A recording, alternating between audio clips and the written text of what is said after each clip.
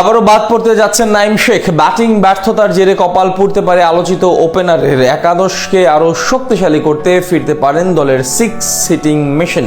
ইতিমধ্যেই 2-0 ব্যবধানে সিরিজ দখলে নিয়েছে টাইগাররা। পাকিস্তানের বিপক্ষে এখন শেষ ম্যাচে জিতলেই mission super duper successful Liton দাসের দলের। হোয়াইট ওয়াশ কিংবা বদলা নেয়ার মিশনে এবার কারা থাকছেন টাইগারদের সেরা একাদশে, এ নিয়ে বিস্তারিত রিপোর্ট। পাকিস্তানের বিপক্ষে প্রথমবারের মতো টি-20 সিরিজ জিতেছে টিম টাইগার্স।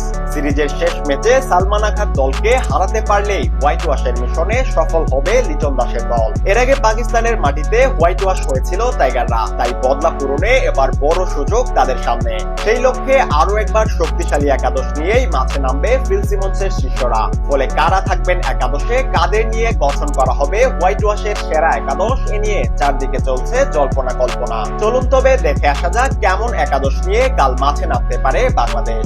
সবকিছু ঠিকঠাক থাকলে এবার একাদশ থেকে বাদ করতে পারেন মোহাম্মদ নাইম শেখ। দারুণ এক সুযোগ পেয়েও তা কাজে লাগাতে পারেননি এই আলোচিত ওপেনার। পাকিস্তানের বিপক্ষে গেল দিন আগে নেমে 7 বলে খেলেছেন মাত্র 3 রানের ইনিংস। এর আগে লঙ্কানদের বিপক্ষে মিডল অর্ডারে নেমে 29 বলে খেলেছিলেন 32 রানের ইনিংস, যা টি-20 সাপেক্ষে অত্যন্ত ধীরগতিরই বলা চলে। এদিকে শেষ ম্যাচের উপর নির্ভর করছে মিশন হোয়াইট ওয়াশের সাফল্য। তাই দলের ওপেনিংকে আরো শক্তিশালী করতে নাইম শেখের পরিবর্তে একাদশে ফিরতে পারেন তানজিদ তামিম। যুব বিশ্বকাপ জয়ী এই ওপেনারকে দলের 6 হিটিং মেশিন বললেও ভুল হবে না। বিশ্বের তাবর তাবর ব্যাটারদের পিছু ফেলে ছক্কার রেকর্ড গড়ে চলেছেন এই বাহাতি। তার উপস্থিতিতে নিশ্চিতভাবেই দলের সামর্থ্য এবং শক্তি দুটোই বাড়বে।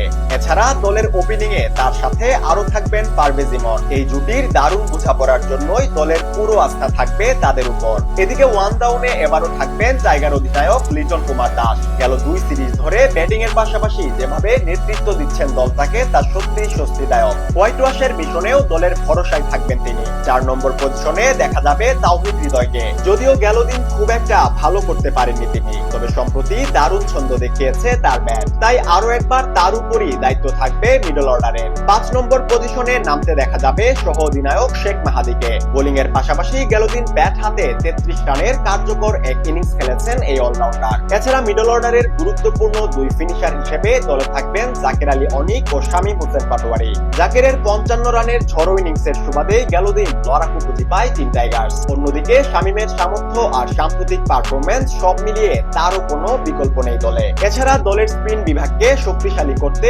একাদশে থাকবেন রিশাদ হোসেন। গেল দিন কিছুটা মার খেলেও ফাহিম আশরাফের গুরুত্বপূর্ণ উইকেট নিয়ে দলের জয়ে বড় ভূমিকা রেখেছে টাইগার লেগি। এদিকে দলের পেস বিভাগও আছে অবিশ্বাস্য ফর্মে। তাসকিনের মতো দেশ সেরা পেসারকে বিশ্রাম দিয়েও সাফল্যের ভাতা নেই টাইগারদের। সেখান থেকে এবারও সাকিব শরীফুল আর মুস্তাফিজেই আস্থা রাখতে পারে টিম টাইগার্স।